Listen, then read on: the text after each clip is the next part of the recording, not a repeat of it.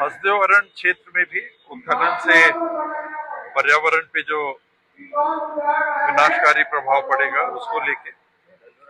रामगढ़ की पहाड़ी में स्थित व्यापक जन आस्था का केंद्र राम जी, सीता जी और लक्ष्मण जी के मंदिर पे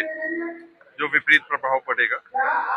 छत्तीसगढ़ के विभिन्न क्षेत्रों में बड़े पैमाने पे जो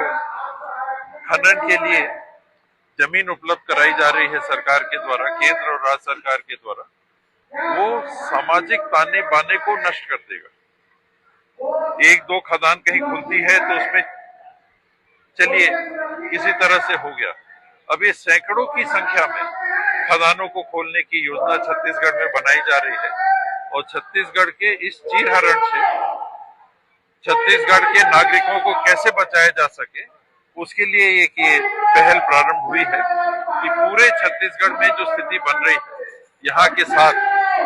उसके लिए सामने आना होगा और एकजुटता के साथ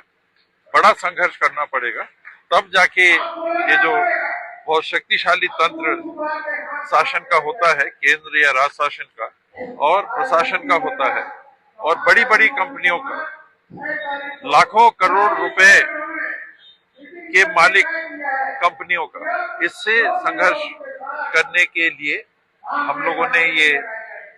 प्रारंभ किया है ताकि पूरे छत्तीसगढ़ में मिलके हम लोग मनमाने खनिज संसाधन के दोहन को रोक सकें। बाबा, पहले आप इन आंदोलनों में तभी आते थे जब बुलाया जाता था, आपने ये कहा भी है। इस बार लोग ये अपील कर रहे हैं कि आप नेतृत्व करें, तो क्या आप इस आंदोलन का नेतृत्व करेंगे? पानी सिर से ऊपर निकल जा रहा है, यानी एक खदान की बात होती थी कि चलिए एक खदान की बात है, लोग आंदोलन कर रहे हैं तो चलिए उसका कोई परिणाम आएगा, कुछ परिणाम आते भी थे। अब स्थिति ये हो जा रही है कि एक खदान नहीं,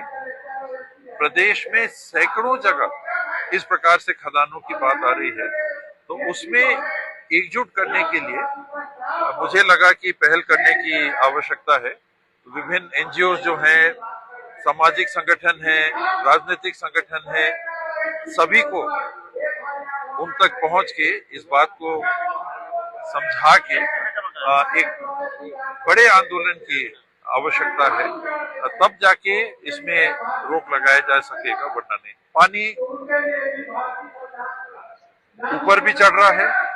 और समय बह के भी निकल जा रहा है। ये दोनों परिस्थिति में ऐसा लगता है कि अब अगर कोई पहल नहीं होगी तो बहुत देर हो जाएगी।